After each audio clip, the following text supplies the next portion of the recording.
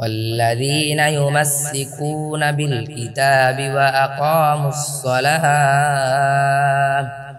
إنا لا نضيع أجر المصلحين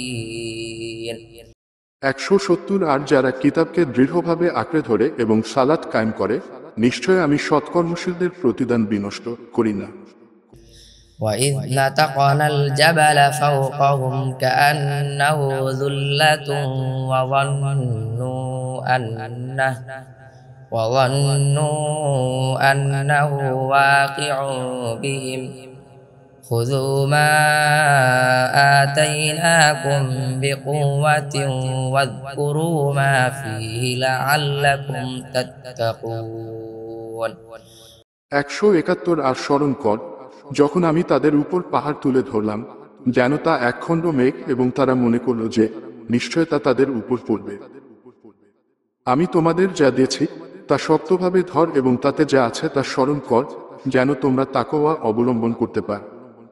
وَإِذْ أَخَذَ رَبُّكَ مِنْ بَنِي آدَمَ من ظهورهم ذريتهم وأشهدهم على أنفسهم ألست بربكم قالوا بلى شهدنا أن تقولوا يوم القيامة إنا كنا عن هذا غافلين